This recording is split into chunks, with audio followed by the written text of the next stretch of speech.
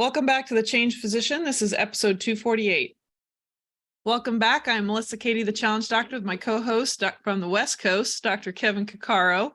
And I think I said welcome back twice, but you're welcome to be part of the community here at The Change Physician. If you don't know what The Change Physician is all about, you can go to thechangephysician.com, whether you're a physician or physician ally, and become part of the community. However, today I wanted to bring up, this is something we've never talked about, but it just released an article, and I'll let Kevin dive into it. But it's related. Yesterday. It was released yesterday. I didn't know. Wow, look at us being so we're on it. Contextual. Yes. So this is about physicians and artificial intelligence, chatbots.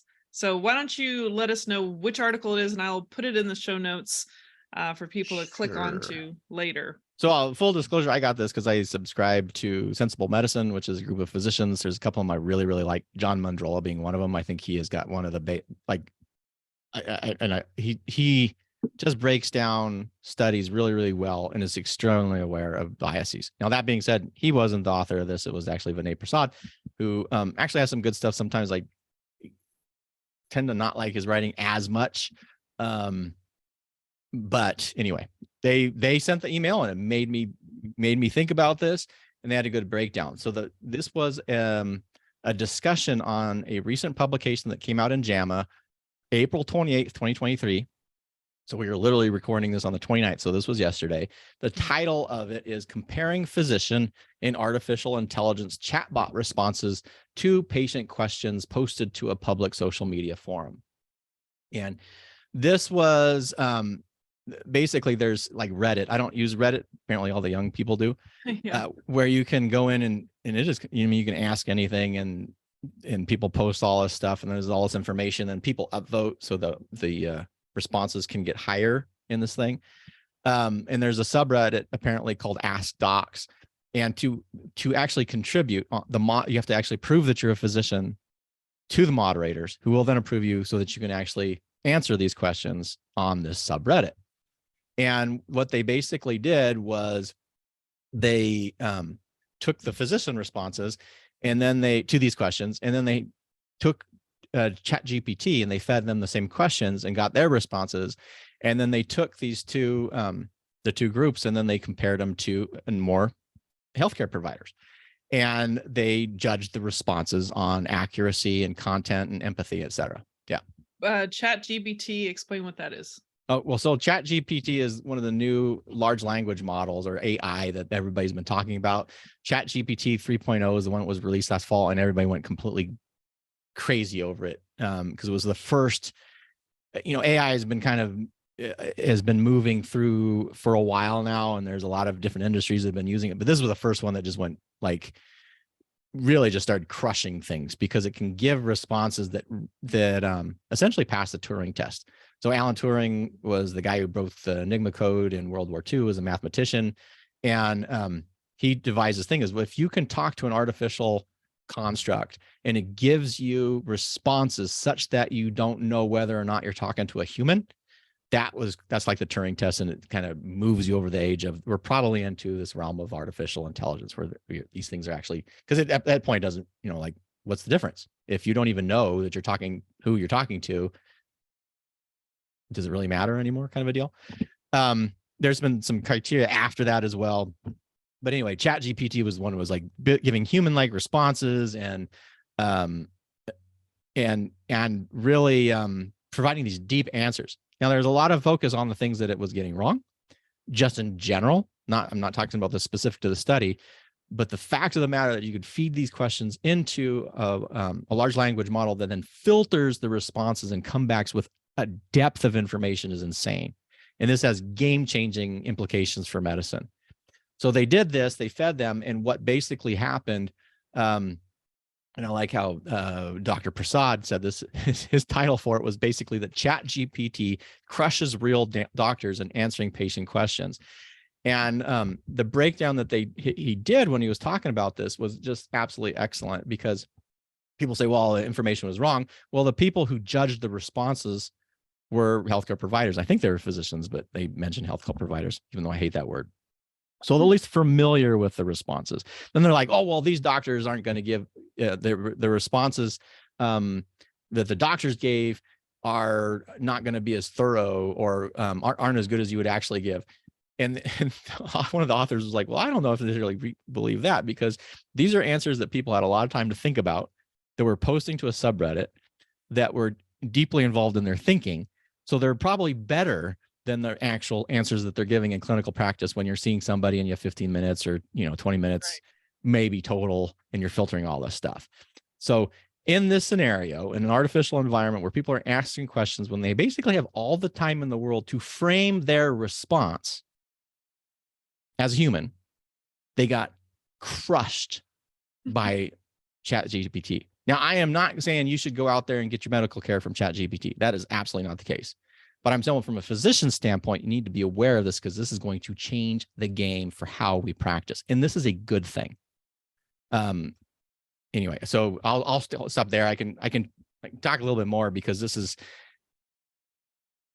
something I'm actually really excited for, because it can significantly improve clinical care. It's going to be majorly disruptive, and you can either have your head in the sand somewhere and say, well, the thing that just pisses me off more than anything, I know what the studies say, I know what this says, but I'm much better than it, blah, blah, blah. Well, then you're practicing voodoo. At least be aware this stuff is out there, that this stuff is coming out with really, really good clinical information. It is only going to get better.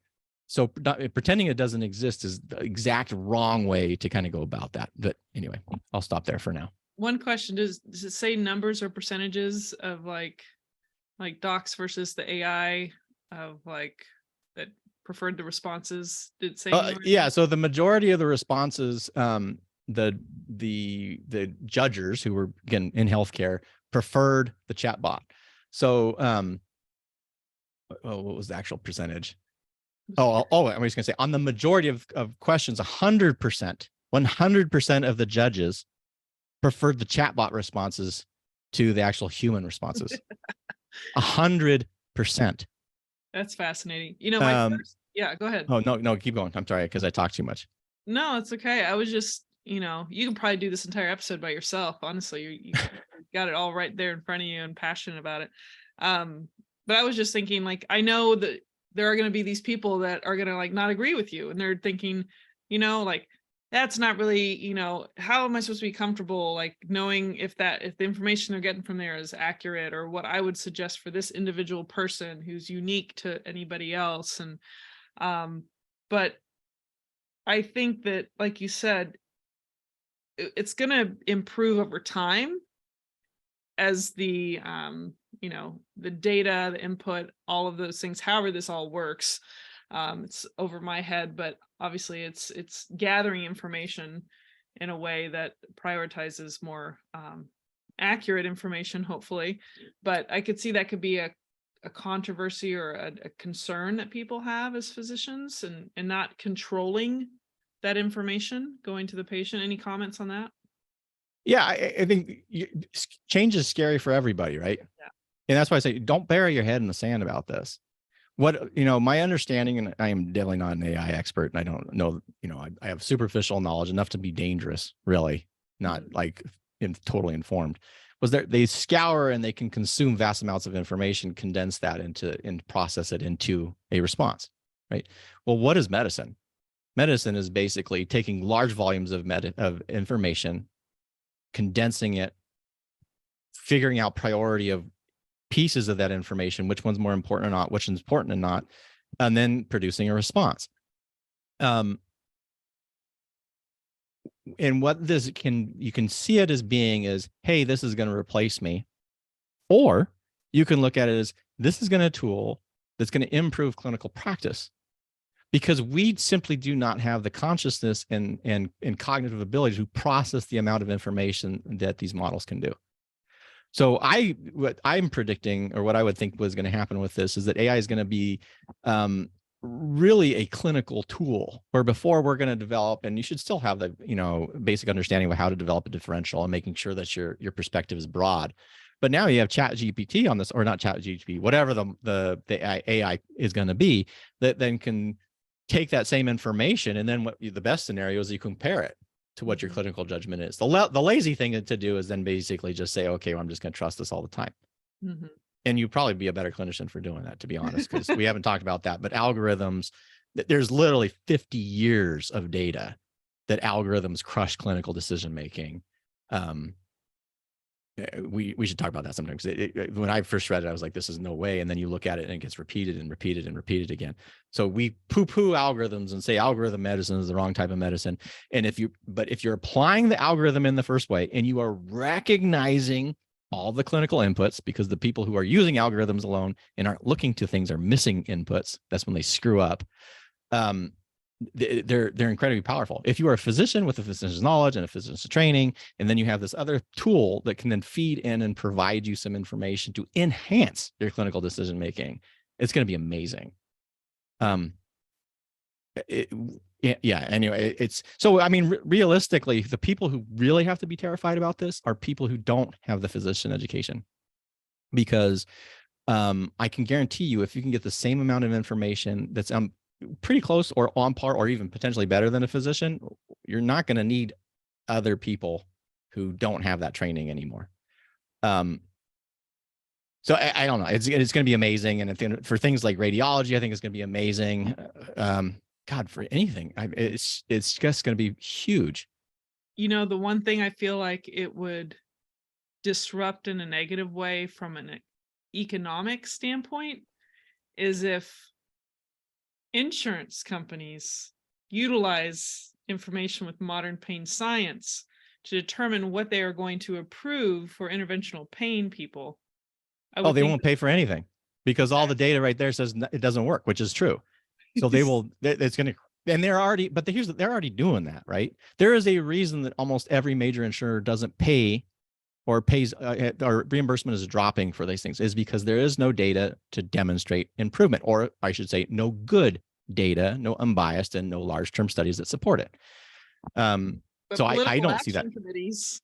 Political, well, yeah, and that's the name of the game. Are you going to be a physician, or are you going to be a political activist? Because political activists don't care about the truth. They care about what they want. If you're a physician, you're supposed to care about the truth. Oh boy, do I know about that. Oh yeah, I mean it's absurd. And so I mean this is the thing, we already have lots and lots of data on the practice of medicine that physicians aren't following. Yeah. So if we can pretend that the AI is going to be, they're going to be bad doctors. Really? We don't have that data. And I'm not saying every doctor's out there is bad, but there's a lot of people doing stuff that has no evidence to support it, or evidence that says it's actually harmful. And yet we do it anyway, because I know what the data says. But in my clinical judgment, it works for me, even though I've never tracked my data. I've never actually proved any of my outcomes. I have all these cognitive biases I'm completely unaware of, and I only see my successes because anybody who has a success I don't remember, or they're gone. So anyway, that's I don't want to rant on it, but this is a big deal. Rant. And well, and here's why would I want to get my stuff from a robot, right? It's gonna they were graded as more empathetic. The AI was graded as providing a more empathetic response than the humans were. Read the article. I mean, it is insane. But I will also say it is not surprising if you kind of take your blinders off and say, well, what do we know about medicine? Like, what do we know about how we practice? What do we know about biases? What do we know about algorithms? And that's why I get excited, because it takes all the stuff that so many people think is like, that's not true, because they want it to not be true, or it threatens them in some way, but actually is true. And yeah, anyway, come out of this with not being upset. Like, or if you are upset, that's fine. Now go do the research and learn. And then if you have done a huge big literature search and you start reading in depth all these studies, come back and say otherwise. I think the empathy thing doesn't surprise me at all when you look at from the 1900s or mid to later 1900s and how the medical industrial complex has shifted the way that we care, or lack thereof, for patients, and has deteriorated that relationship in a way where there doesn't feel like an empathetic response or an empathetic experience with your physician. So it doesn't surprise me that the chatbot thing seems more empathetic, because most of us are in these rigid timeframes, faster, Widget more, producing. We're in a factory. yeah. They're using factory productive models on human interactions. The fact that you can have artificial intelligence do a better job than you at connecting to your patients tells you that the medical industrial complex has shifted and changed the way that we interact. So, and that doesn't go for everyone. There's always going to be certain humans that just aren't good at that. But, yeah. And then you think about, like you said, is it going to replace me, or could you use it to your advantage for helping you make, some supportive, I guess, information along with your own clinical judgment? Or, even I was thinking about, like, when when physicians have been uncomfortable when the internet came about, or when videos, and we talked about how you can use it to your advantage. You could do videos of things you say over and over and over again educationally, and take advantage of those opportunities to reach a larger audience, or to enhance the patient experience, or to increase patient safety, whatever the case may be. So you can use it as an adjunct to enhance your own practice for yourself or your patients. Yeah. Because how about this? Oh, I hate AI and this is never going to replace me. Well, how about this? How about you have an AI that you work with that takes all your call? Yeah. So all your phone call is going to go to an AI, right? And it's going to, unless it hits the certain variables, the triage, and then it flags you. So now your call volume is going to go to essentially 0. Would you hate that? I don't know. I can't see me hating that. I'm not a great slipper, so getting pages in the middle of the night always sucked. Procedure is going to be a little bit different, but even in procedural specialties is going to be, what approach can be useful.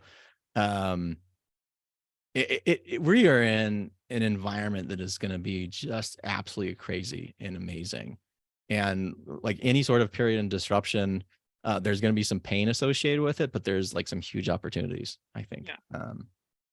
It's the upside will be bigger than the downside. Well, yeah, in our opinions. Yeah. Well, and most technological revolution is the upside has been more positive than the downside. Who does it hurt? It hurts people who have less education, people who have less ability to adapt. But if you are, have a lot of education and you are, the biggest thing, and this is what I tell my kids all the time, you cannot stop learning. Yeah. You have to be learning all the time, because everything is going so fast now that if you stop learning, you're going to be behind. Yeah. And but man, there's I don't know. Sometimes I get a little, I should talk me getting pessimistic and bitter. Wow, that's half the time I'm talking on here. But I do think there's some really potential powerful things with this, and instead of just saying this can't be true, this is what this is going to get a lot of press. I mean, this has literally been one day. This is going to get a lot of press. And instead of saying this can't be true because I don't want it to be true, think about, well, let's look at the actual study and how it was designed, right? Let's analyze that and see how it was constructed, look the pros and cons. Because what I did like about Sensible Medicine's take on this is, he provided some context because he talked to one of the authors. And well, what about this question? Or some people would say this, and the arguments in response to that were quite good. Like, well, these doctors aren't paid, so how do you know you're getting the best doctors who are giving these things? Well, doctors, a lot of people are going through clinic just giving answers, and sure, they're getting paid, but doesn't mean they're necessarily getting the best answers out of them.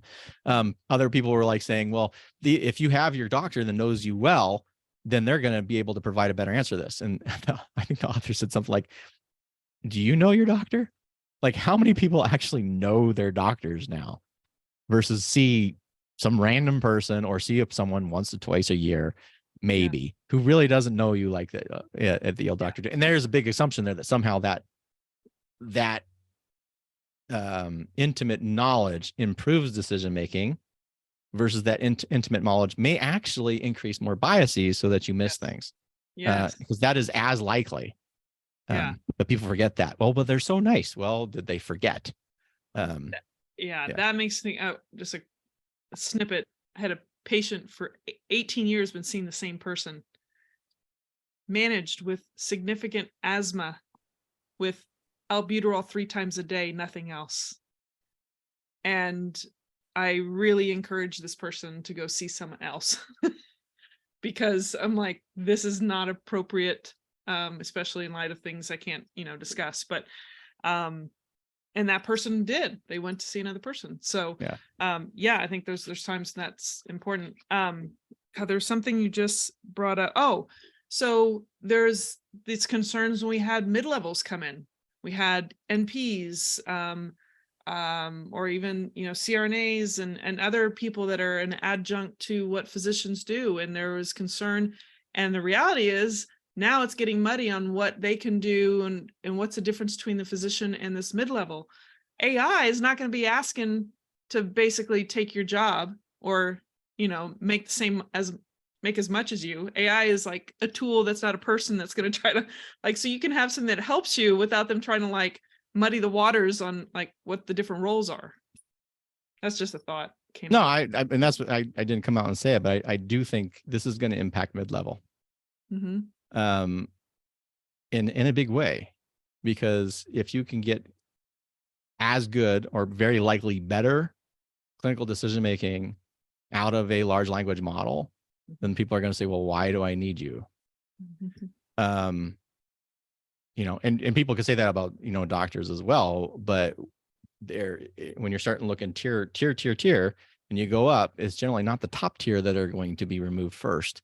Well, unless it's a totally business decision and there is no proved outcomes difference, and then it becomes just we go to the future, where they're all all the doctors are robots. Have you ever noticed that in science fiction? Like, other than Star Trek, the doctors are all robots. No. Yeah. So Star Wars, they were robots. Yeah. They had the machines and was it Guardians of the Galaxy? Did they have one too? I think Guardians of the Galaxy. I don't remember Guardians of the Galaxy off the top of my head.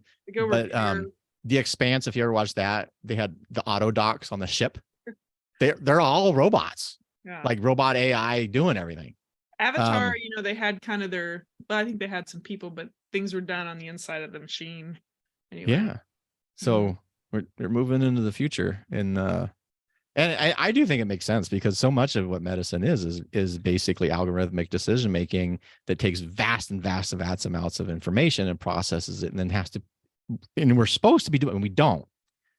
But we're supposed to take what is the most likely, predictive role, like the C3PO. There's a 1 in 6 million, blah, blah, blah, blah. Or you should be saying, well, this is, 60% chance is this thing. And then you keep all that other stuff in the background, but you go after what is most likely. Unfortunately, the human brain doesn't like to do that. Instead, we like to look at the exceptions. So we do the wrong decision 42 times, but the one time it's right, we I was right here, so I'm going to keep doing it. Yeah. But anyway. Lot to think about, which is all about this episode, is just to poise the situation at hand and to make you think about it before it surprises you. Well, if you haven't been thinking about it, is the time to think is now. This is out there. And so, I just think the gut reaction for a lot of people is simply going to be, this can't be true. Yeah. And push it away. And that is not the reaction you want to have. So much better is how help you embrace and understand. Embrace and understand. Is this true? How could this be true? What could be true about this? But just a flank denial of it, that should tell you right there, you have super huge biases that are raising. And anytime your biases are rearing its ugly head, particularly when your beliefs are being challenged, is a time to pause, to relax, and to reassess them. Yeah. And this is a great opportunity for it. Yeah. That's a great way to finish off the episode. Why don't you take us out? Didn't I bring us in? No, I kind of introduced you, but I can take us out. Why don't you take us out? I'll just take you out. You take us out. Everyone out. All right.